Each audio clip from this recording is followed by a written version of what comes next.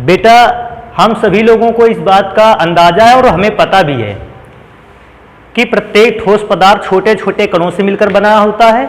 इन छोटे छोटे कणों को हम अवयवी कण कहते हैं। अगर क्रिस्टलीय ठोस पदार्थ की बात की जाए तो क्रिस्टलीय ठोस पदार्थ भी छोटे छोटे कणों से मिलकर बना है, और क्रिस्टलीय ठोस पदार्थ जिन जिन छोटे कणों से मिलकर बना है हम उन्हें अवयवी कण कहते हैं। अगर संपूर्ण क्रिस्टलीय ठोस पदार्थ में बहुत सारे अवयवी कण हैं तो यह भी जरूरी है कि उसी क्रिस्टलीय ठोस पदार्थ के एक इकाई सेल में, इकाई सेल को हम एकक कोशिका भी कहते हैं, एक इकाई सेल में भी परमाणुवीय कण या अवयवी कण पाए जाएंगे। तो बेटा आज हमें पढ़ना है कि उस इकाई सेल में या किसी भी प्रकार के इकाई सेल में अवयवी कणों की संख्या या परमाणुओं की संख्या की गणना कैसे होती है। हम कैसे पहचाने कि अगर हमारे पास कोई इकाई सेल है तो हम इस बात का अंदाजा कैसे लगाएं कि उसमें परमाणुओं की संख्या क्या होगी या अवयवी कणों की संख्या क्या होगी। क्या उसमें एक अवयवी कण है या अवयवी कण दो हैं या अवयवी कण इससे भी ज्यादा है। तो हम डिफरेंट टाइप के सेल्स के लिए इस बात की गणना करेंगे कि अवयवी कणों की संख्या या परमाणुओं की संख्या क्या होती है। बेटा किसी भी इकाई सेल में, जिसे हम एकक कोशिका भी कहते हैं, अवयवी कणों की संख्या को ज्ञात करने लेने के लिए हमें इकाई सेल के कुछ फिगर बना लेने चाहिए। तो मैं वो फिगर बना देता हूं।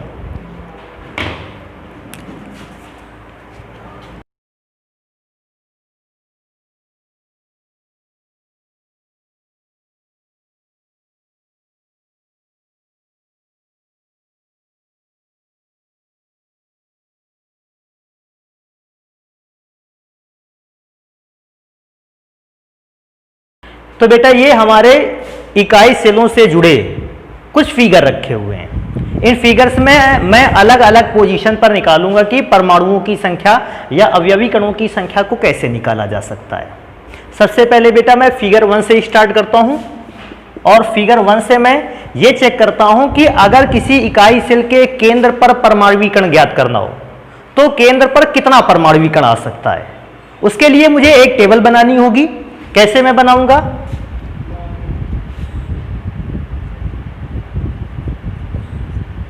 स्थान,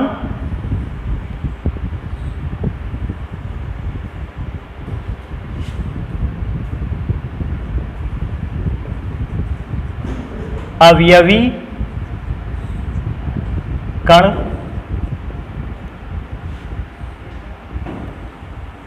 और दूसरा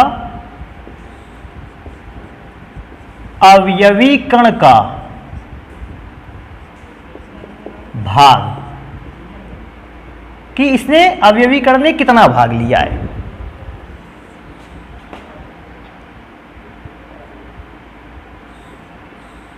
और अवयवी कण का भाग कहां ज्ञात करना है? एक सेल में या एक इकाई सेल में। तो मुझे स्थान चेक करना है। सबसे पहले मैं चेक करूंगा कि अगर कोई भी हमारे पास घनी इकाई सेल है उसके केंद्र पर कितना परमाणु व्यवस्थित हो सकता है। तो मैं यहां देखो बेटा लिखता हूं। सबसे पहले मुझे स्थान लिखना है। कहां पर मैं चेक करूंगा? केंद्र पर। अभी मैं क्या मानता हूं कि मैंने केंद्र पर एक अवयवी कण रखा है। अभी सोचने वाली बात है, अगर मैं मैं इस फिगर को चेक कर लेता हूं क्योंकि इसमें से तो और सिचुएशन आएंगी जब मैं इन पर रख के दिखाऊंगा। अभी एक इकाई सेल पर अगर मैं एक इकाई सेल पर केंद्र पर एक परमाणु दूं, केंद्र कहां होता है? आपके कमरे के बीचों बीच। अगर वो केंद्र पर एक परमाणुवी कण रख दिया जाए तो अब आपको यह बात सोचना है, केंद्र पर रखने का मतलब इकाई सेल के बिल्कुल अंदर। अगर आपने एक परमाणुवी कण को रख रखा है तो आपको यह बताना है कि उस परमाणुवी कण ने इस पूरे इकाई सेल में कितना हिस्सा लिया है। तो बेटा एक साधारण सी चीज है, पूरा का पूरा एक इकाई सेल है और उसमें से एक ही परमाणु है और यह परमाणु इकाई सेल के अंदर है। तो हम यह भी कह सकते हैं कि यह जो परमाणु है इसने इकाई सेल के अंदर पूरा का पूरा हिस्सा ले रखा है। पूरा का पूरा परमाणुवी कण का 100% भाग किसके अंदर है? इकाई सेल के अंदर है। क्योंकि पूरा का पूरा भाग इकाई सेल के अंदर है, हम इसको ऐसे भी लिख सकते हैं, एक परमाणु है कितने इकाई सेल के अंदर? एक इकाई सेल के अंदर। फिर मैं दोबारा बता देता हूं, जब कोई भी परमाणुवीकरण या अवयवीकरण केंद्र पर होता है तो मैं उसका हिस्सा कैसे निकालूंगा। पहले मैं लिखूंगा कितना परमाणु है और फिर मैं लिखूंगा कि वो परमाणु कितने इकाई सेलों पर आया है।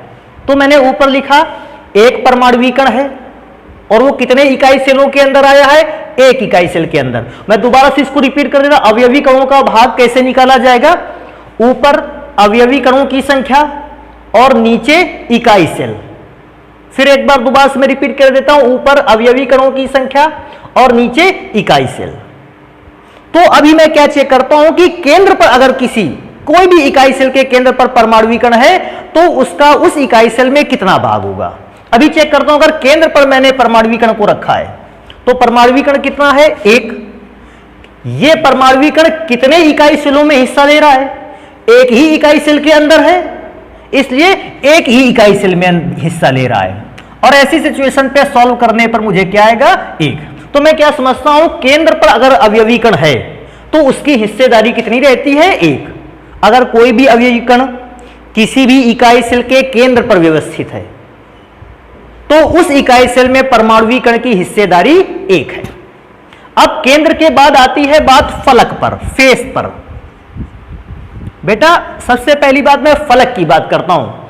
मैं अगर आपसे पूछूं कि फलक क्या होता है तो बेटा फलक आप इन पृष्ठ को कह रहे थे, ये ऊपर वाली छत की पृष्ठ को फलक कहते थे, ये पृष्ठ फलक होती थी, एक नीचे फलक है, एक यहां फलक है, एक पीछे की ओर फलक है और एक ये फलक आगे की ओर है। अगर मैं एक ये घन अगर देखा जाए तो मैं फिर से इस बात को रिपीट करता हूं कि घन हमारे कमरे के जैसा होता है और कमरे पर कितनी दीवारें होती हैं, 4। ये सारी की सारी फलक हैं। समतल पृष्ठ को आप फलक कह रहे थे, एक छत हो गई, एक जमीन हो गई, इस प्रकार से 6 फलक एक इकाई सेल में अवेलेबल है। अब मैं बात करूंगा कि अगर मैं कोई भी अवयवीकरण फलक पर रख देता हूं, ध्यान दीजिए मैं सेकंड फिगर पे रखता हूं बेटा, तो इस सेकंड फिगर पे बात की जाए, एक फलक ये हो गई, एक फलक ये ऊपर आगे की ओर फलक, पीछे की ओर फलक, ऐसे ही 6 फलक इस पर। अगर मैं कोई भी परमाणुवीकरण या अवयवीकरण फलक पर रख देता हूं, सर ये अवयवीकरण इस फलक पर रखा जा सकता है, फिर आपको इकाई सेल और इधर बनाना पड़ेगा, एक इस फलक पर रखा जा सकता है, बिल्कुल रखा जा सकता है, तब आपको एक और इकाई सेल राइट साइड पे बनाना होगा। अगर आप ऊपर वाली फलक पर इकाई सेल को परमाणुवीकरण को रखना चाहते हो तो आपको एक इकाई सेल ऊपर बनाना पड़ेगा। तो मैंने एक ऐसी फलक पर परमाणुवीकरण को रखा है जो फलक पर अवेलेबल है और वो दो इकाई सेलों की फलक है। अभी मैं चेक करूंगा कि फलक पर कितना अवयवीकरण रखा, तो बात आती है फलक पर आपने अवयवीकरण कितना रखा, 1। अभी चेक करना है कि यह अवयवीकरण इधर वाले इकाई सेल की फलक पर है कि उधर वाले इकाई सेल की फलक पर है, आखिर यह अवयवीकरण किस फलक पर अवेलेबल है। बेटा अगर आप इसको ध्यान से देखोगे तो आप इस बात को पाओगे कि ये जो इकाई सेल पर अवयवीकरण रखा गया है ये इधर वाले भी इकाई सेल की फलक पर है और उधर वाले इकाई सेल की फलक पर भी है, ये दोनों फलकों पर अवेलेबल है। अब अगर इसी की हिस्सेदारी निकालनी हो, भाई एक अवयवीकरण 2 इकाई सेलों पर है, फिर से ध्यान रखना, एक अवयवीकरण है और कितने सेलों पर है, 2 सेलों पर है। अगर 2 सेलों को मिलाकर एक अवयवीकरण बनता है तो एक सेल पर कितना अवयवीकरण होगा। सबको फिर एक बार मैं दोबारा रिपीट कर दूं, जब 2 सेल आपस में मिलते हैं तो एक अवयवीकरण बनाकर तैयार करते हैं, एक इकाई सेल कितने अवयवीकरण बनाता होगा। तो बेटा इसका आंसर है कि एक अकेला इकाई सेल तो आधा ही परमाणुवीकरण बनाता होगा। क्यों? क्योंकि जब मैंने फलक पर परमाणुवीकरण को रखा, मैंने फलक पर एक परमाणुवीकरण रखा, ये फलक लेफ्ट साइड वाले इकाई सेल पर भी है और ये फलक जिसको मैं दोबारा से लाइन दे रहा हूं, ये फलक राइट साइड वाले इकाई सेल पर भी है। अर्थात ये परमाणुवीकरण लेफ्ट साइड पर भी अपना हिस्सा दिखा रहा है, ये परमाणुवीकरण राइट साइड पर भी अपना हिस्सा दिखा रहा है। लेकिन मुझे ये पता करना पड़े कि हम एक इकाई सेल में ये परमाणुवीकरण अपना हिस्सा कितना दिखा रहा है। एक तो जनरली आप पहचान सकते हो, 2 इकाई सेल में एक परमाणु अवेलेबल है तो एक इकाई सेल में आधा परमाणु अवेलेबल होगा, या आप ऐसे भी निकाल सकते हो, आपके पास अवयवी कण कितना था? एक। आपके पास वो एक अवयवी कण कितने इकाई सेलों पर है? 2 इकाई सेलों पर। एक अवयवी कण, इकाई सेल 2, तो बेटा आंसर बन के आता है 1/2। अर्थात जब भी कोई परमाणु कण या अवयवी कण फलक पर अवेलेबल होगा, एक फलक पर उसकी हिस्सेदारी 1/2 होगी। अभी सोचो, अपने कमरे पर कितनी फलकें होती हैं? 6। अगर सभी फलकों पर परमाणु कण अवेलेबल है, तो अभी मैं अगर सभी फलकों पर परमाणु कण देखता हूं, तो एक फलक पर परमाणु कण का हिस्सा 1/2, तो 6 फलकों पर परमाणु कण का हिस्सा कितना होगा? 3। तो फलकों का परमाणु कण का हिस्सा निकालना जान गए, परमाणु कणों की संख्या या अवयवी कणों की संख्या, और अपॉन में लिखते हैं कि ये जो परमाणु कण है वो कितने इकाई सेलों को टच करता है? तो 2 इकाई सेलों को टच करता है। तो बेटा ये भी ध्यान रखना, जब परमाणु कण केंद्र पर था हिस्सेदारी 1 की थी, जब फलक पर आ गया परमाणु कण तो हिस्सेदारी 1/2 की हो गई। अब मैं चेक करता हूं नेक्स्ट नंबर पर कि अगर कोई भी परमाणु कण कोर पर है या अवयवी कण कोर पर है, जिसको एज के नाम से भी जानते हैं, तो उसकी इकाई सेल में हिस्सेदारी कितनी होगी?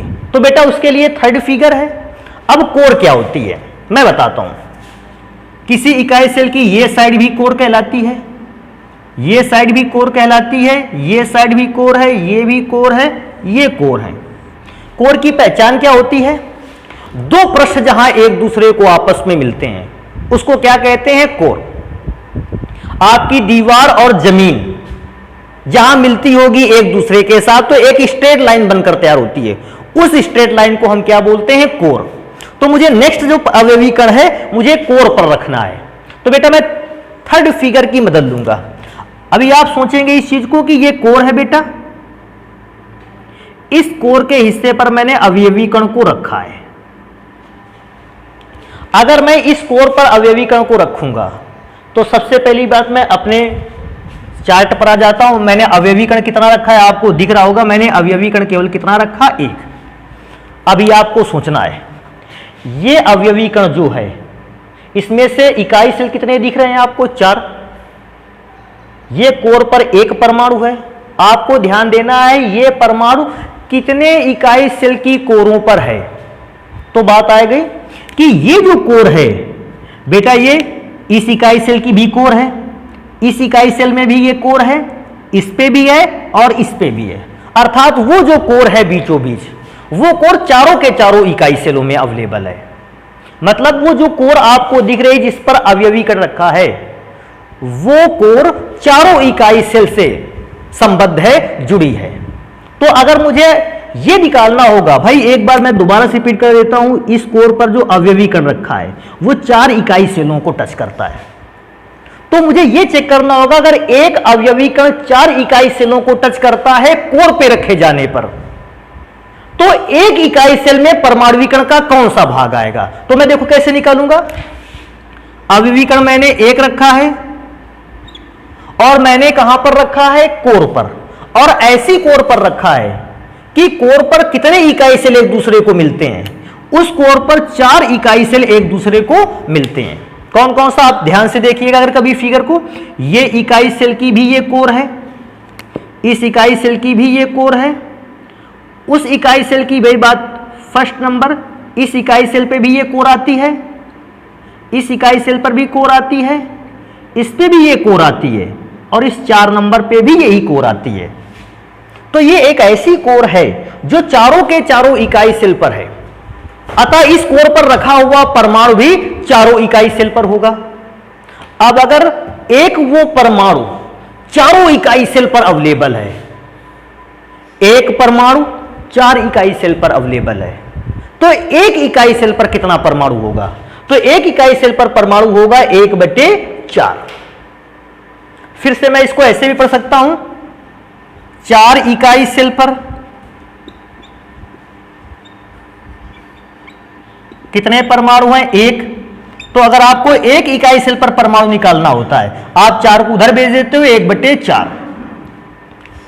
तो अगर कोई भी अवयवी कण या परमाणु कण किसी इकाई सेल की कोर पर अवेलेबल है, तो कोर पर अवेलेबल होने पर एक इकाई सेल पर, केवल एक इकाई सेल पर उस परमाणु की हिस्सेदारी 1/4 होगी। कैसे निकालते हैं हिस्सेदारी?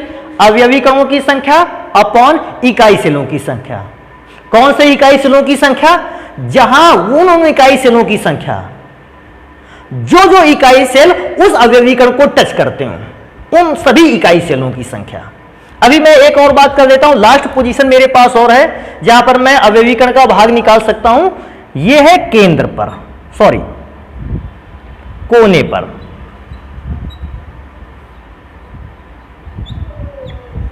या जिसको कहते हैं कोण, घन कोण पर भी। तो कोने पर मुझे कितना परमाणु रखना है? 1 परमाणु रखना है। तो बेटा वैसे तो कोना मैं अगर देखूं तो ये भी कोना है, ये भी कोना है, ये भी कोना है, ये सारे के सारे कोने हैं। लेकिन अगर मैं इस कोने को लूंगा तो मुझे इसके ऊपर भी एक इकाई सेल की यूनिट बनानी पड़ेगी, एक लेफ्ट साइड पे भी बनानी पड़ेगी। अगर बेटा मैं इसको लूंगा तो मुझे और बनानी पड़ेंगी, राइट साइड पे भी, ऊपर भी और आगे की ओर भी एक एक यूनिट सेल बनाना पड़ेगा।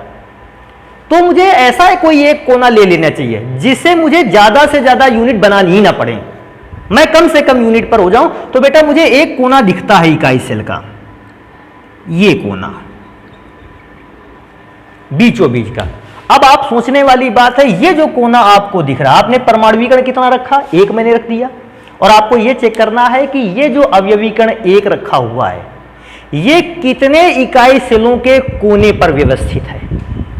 आप चेक करो। सबसे पहले ये वाला इकाई सेल जो आगे की ओर है, जो आगे की ओर इकाई सेल है, इस पर भी अवयवीकरण अवेलेबल है।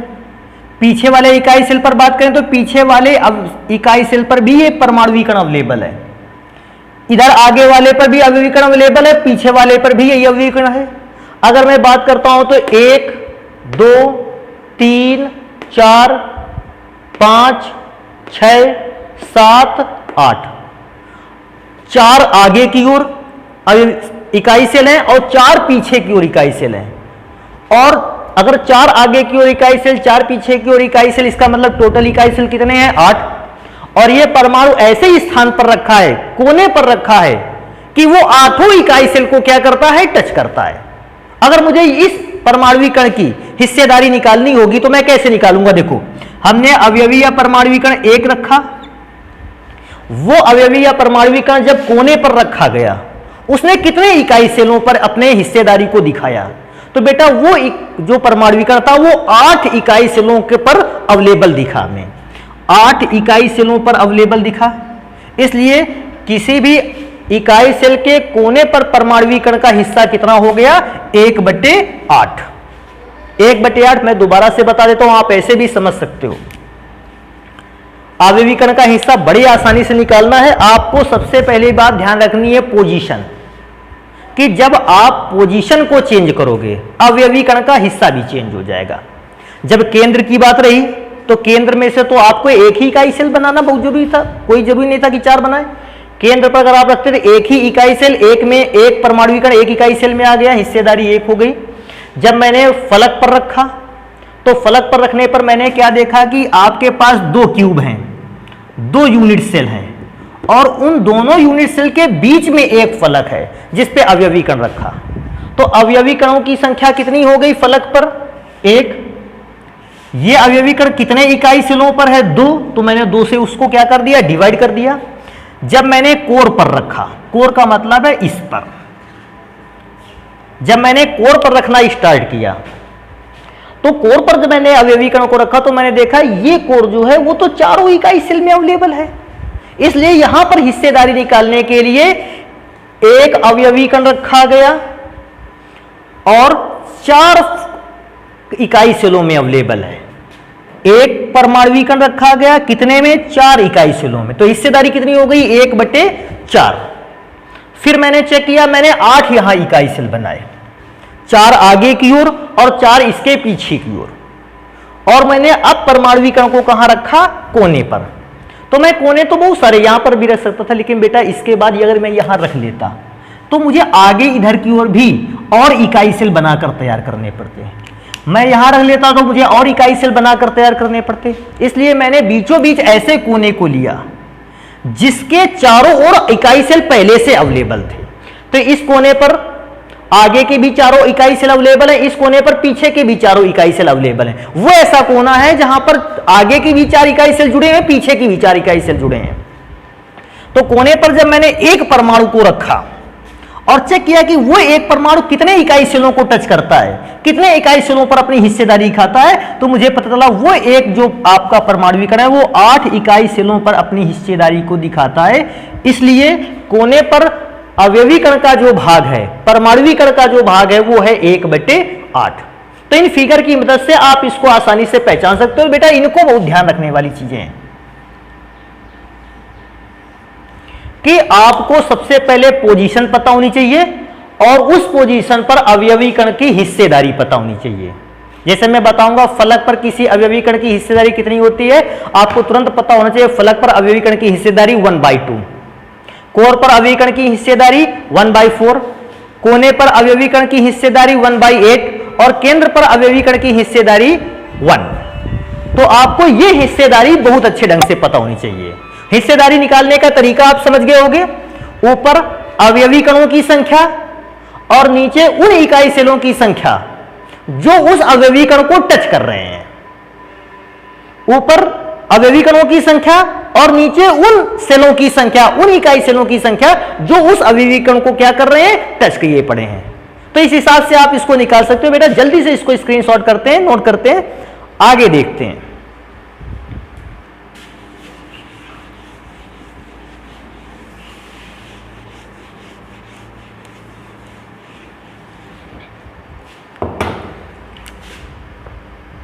अब बेटा इकाई सेलों में मैंने हिस्सेदारी तो निकालनी सीख ली, परमाणुओं की संख्या। अब मेरे पास 4 डिफरेंट टाइप के इकाई सेल थे। मैं उन डिफरेंट टाइप के इकाई सेलों के लिए अब अवयवीकरणों या परमाणुओं की संख्या की गणना करके दिखाता हूं। सबसे पहले आपने पढ़ा था इकाई सेलों में सिंपल और प्रिमिटिव यूनिट सेल, जिसे हम सरल या आद्य इकाई सेल के नाम से जानते थे। आपने इकाई सेलों को पढ़ा था। अगर मैं सेकेंड टाइप में बात करूं, आपने एफसीसी को पढ़ा था, फलक केंद्रित इकाई सेल। इसके बाद अगर नंबर आता है तो आपने एक और इकाई सेल पर रखा था, जिस इकाई सेल का नाम था BCC, body centred unit cell. आपने एक और इकाई सेल को पढ़ा था जिसका नाम था ECC, end centred unit cell. मैं चारों के फिगर देखता हूं और ये भी चेक करता हूं कि इन फिगर के थ्रू मैं क्या ये निकाल सकता हूं कि इन इकाई सेलों में कितने परमाणु अवेलेबल हो सकते हैं। सबसे पहले सिंपल और प्रिमिटिव यूनिट सेल। ये एक ऐसा इकाई सेल होता था जिसमें अवयवीकरण जो होते थे वो केवल इकाई सेल के कहां पर होते थे, कोनों पर, अर्थात केवल 8 कोनों पर ये अवयवीकरण अवेलेबल होते थे। तो बेटा अगर मुझे ये निकालना पड़ेगा, भी एक कोना छूटता है, मुझे ये निकालना पड़ा था कि अगर 8 कोनों पर अवयवीकरण अवेलेबल है तो बेटा इस इकाई सेल को बनाने में कितने परमाणु लगे हुए हैं। तो बेटा अगर मैं इसमें से एटम की संख्या या मॉलिक्यूल की संख्या निकालने की कोशिश करता हूं तो मैं चेक करूंगा। चेक क्या करते हैं बेटा, अवयवीकरण केवल कहां अवेलेबल है, कोनों पर। तो मैं सबसे पहले चेक करता हूं कितने कोनों पर अवेलेबल है। 1 2 3 4 5 6 7 8 अवयवीकरण अवेलेबल हैं। कहां पर अवेलेबल हैं, कोनों पर। तो मैं चेक करूंगा कोनों पर एक परमाणुकरण या अवयवीकरण की हिस्सेदारी कितनी होती है, 1/8। एक कोने पर हिस्सेदारी 1/8। तो 8 कोनों पर हिस्सेदारी निकालने के लिए, क्योंकि 8 कोनों पर अवेलेबल हैं, निकालने के लिए मैंने 8 से गुणा कर दिया। बेटा परमाणुओं की संख्या कितनी आ गई, 1। अर्थात कोई भी सिंपल या प्रिमिटिव यूनिट सेल में परमाणुओं की संख्या कितनी होती है, 1। और नंबर ऑफ एटम्स को आप Z के नाम से भी लिखते हैं। इसको भी ध्यान रखना कि Z से हम इसको डिनोमिनेटर लिख देते हैं। अब मैं बात कर लेता हूं FCC की। तो फलक केंद्रित इकाई सेल क्या होता था बेटा, फलक केंद्रित इकाई सेल एक ऐसा इकाई सेल होता था जिसमें अवयवीकरण कोनों पर तो अवेलेबल ही होते थे,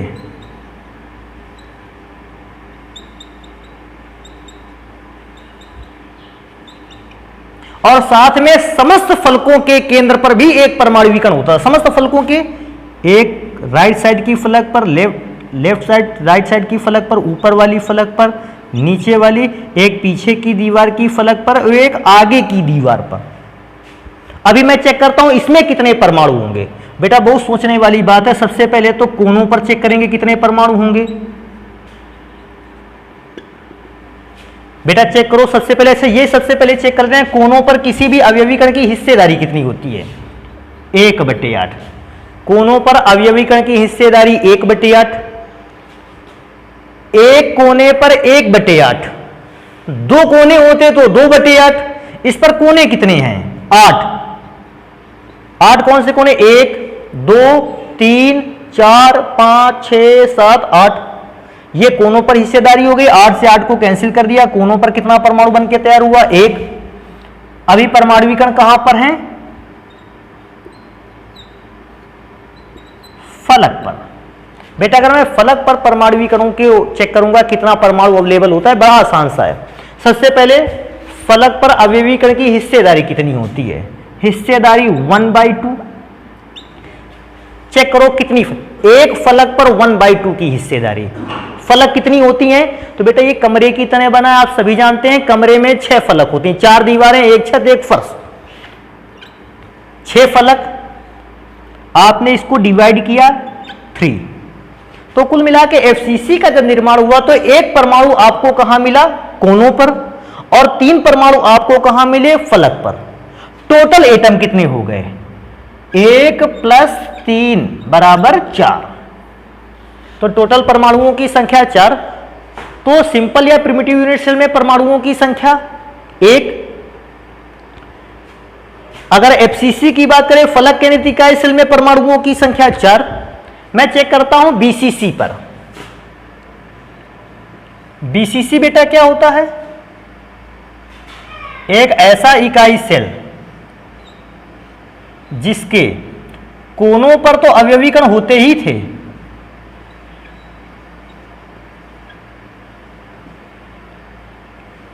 बल्कि एक बॉडी सेंटर्ड यूनिट सेल।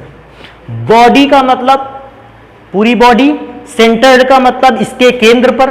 तो मैंने एक अवयवी कण इसके केंद्र, बॉडी सेंटर, बॉडी के सेंटर पर रखा गया एक परमाणु कण। बेटा अगर मैं इस पे टोटल एटम निकालता हूं तो सबसे पहले मुझे निकालना होगा कोनों पर क्या है, कोनों पर कितने परमाणु हैं। आप सभी को पता है कोनों पर परमाणु कण की हिस्सेदारी कितनी होती है? 1/8। मतलब कोनों पर एक इकाई सेल में परमाणु कितना होता है? 1/8। बेटा इसमें कोने कितने हैं? 8। तो कोनों पर तो एक परमाणु आ गया। अब क्या फलक पर फॉर्मूला मुझे लगाना चाहिए यहां? तो बेटा मैं देखता हूं फलक पर तो कोई अवयवी कण ही नहीं, तो फलक का फॉर्मूला छोड़ देंगे। यह अवयवी कण है कहां पर? सेंटर पर। तो सेंटर पर होने की वजह से मैं फलक और कोर के फॉर्मूले को ध्यान नहीं देने वाला। ना तो फलक के फॉर्मूले को, ना तो कोर के फॉर्मूले को ध्यान दूंगा। कोनों पर थे तो कोनों पर फॉर्मूले को ध्यान दिया, केंद्र पर है तो केंद्र पर फॉर्मूले को ध्यान दूंगा। तो बेटा केंद्र पर यहां पर देखो इस इकाई सेल में कितना केंद्र है?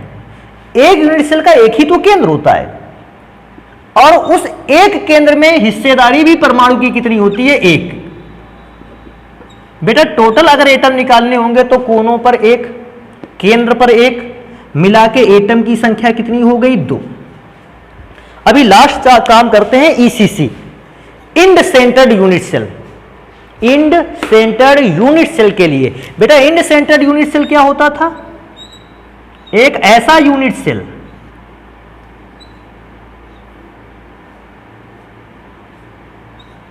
जिसके कोनों पर तो एक एक अवयवी कण या परमाणु कण होता ही था,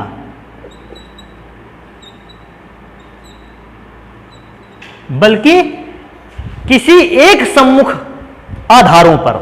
सम्मुख आधारों का मतलब अगर ऊपर वाले पर एक अवयवी कण है, ऊपर वाली छत पर एक अवयवी कण है, तो नीचे फर्श पर भी एक अवयवी कण अवेलेबल होगा। आधार केंद्रित, आप इसको इकाई सेल कहते थे। अगर मुझे इसके लिए निकालना पड़ेगा कि इसमें टोटल मिलाकर कितने परमाणु होंगे, बेटा आसान सा है। सबसे पहले तो देखो क्या कोनों पर अवयवी कण अवेलेबल है? हाँ कोनों पर तो है सर। तो मुझे यह निकालना होगा कि कोनों पर कितने परमाणु हैं। ध्यान से देखिए बेटा, अच्छा आप सोचो, एक इकाई सेल में अगर कोनों पर परमाणु की हिस्सेदारी देखी जाए 1/8, एक कोने पर हिस्सेदारी 1/8, अगर बाई चांस 2 कोने होते तो हिस्सेदारी 2/8, 3 कोने होते 3/8। बेटा आप चेक करो कितने कोने हैं, सबको पता है कितने कोने हैं, 8, तो हिस्सेदारी 8 × 1/8। परमाणुओं की संख्या कितनी आ गई, 1। अभी चेक करो क्या इसमें कोई भी अवयवी कण कोर पर अवेलेबल है? कोर का मतलब इन पर अवेलेबल है, इस लाइन पर अवेलेबल है, इस लाइन पर अवेलेबल है? नहीं, तो कोर छोड़ देते हैं। क्या फलक पर अवेलेबल है? तो बेटा इसका आंसर है हाँ, फलक पर अवेलेबल है। ये देखो ऊपर वाली फलक पर है, छत पर है, ये नीचे वाली फलक पर है। क्या केंद्र पर अवेलेबल है? ना, केंद्र पर कोई अवेलेबल नहीं। तो इसका मतलब मैंने कोनों पर अवेलेबल था तो कोने का फॉर्मूला लगा दिया। मुझे फलक पर दिखता है तो मैं फलक का फॉर्मूला लगाता हूं। सबसे पहले चेक करिएगा, फलक पर किसी भी इकाई सेल में जो परमाणु कण है उसकी हिस्सेदारी कितनी होती है? एक फलक पर हिस्सेदारी 1/2, एक फलक पर हिस्सेदारी 1/2। आपको देखना है अवयवी कण कितनी फलक पर है, 2 फलक पर है। एक फलक पर 1/2, तो 2 फलक पर हिस्सेदारी 2 × 1/2। 3 फलकों पर होता 3 × 1/2 और 4 फलक पर होता तो 4 × 1/2। इसको डिवाइड करेंगे बेटा, आंसर कितना आएगा, 1। टोटल एटम देखेंगे तो कोनों पर 1, फलक पर 1, number of atom is equal to 2। ध्यान रखने वाली बात है, BCC और ECC इन दोनों के लिए Z की वैल्यू कितनी रहती है, 2। अर्थात अगर कोई इकाई सेल BCC का निर्माण करता है, बॉडी सेंटर यूनिट सेल बनाता है, या कोई भी इकाई cell ECC end centre unit cell बनाता है, दोनों में सेम संख्या में, सेम अमाउंट में मॉलिक्यूल या एटम अवेलेबल होंगे। तो बेटा ये इकाई सेल में परमाणुओं की संख्या को ज्ञात करने का नियम हो गया। मैंने कुछ डिफरेंट टाइप के इकाई सेल में परमाणुओं की संख्या ज्ञात करके भी दिखाए। अरे इतने एक प्रकार के इकाई सेल थे ही, तो मैंने उन सभी इकाई सेलों में परमाणुओं की संख्या को ज्ञात करने का नियम लगा दिया है। इससे रिलेटेड कुछ क्वेश्चन जो हैं उनको पढ़ते हैं बेटा हम अपने नेक्स्ट वीडियो पर। आज के दिन अपने वीडियो पर इतना ही रखते हैं। आप इसको पढ़िएगा, जो ना समझ में आए हमें बताएं। बाकी मिलते हैं नेक्स्ट वीडियो पर। धन्यवाद।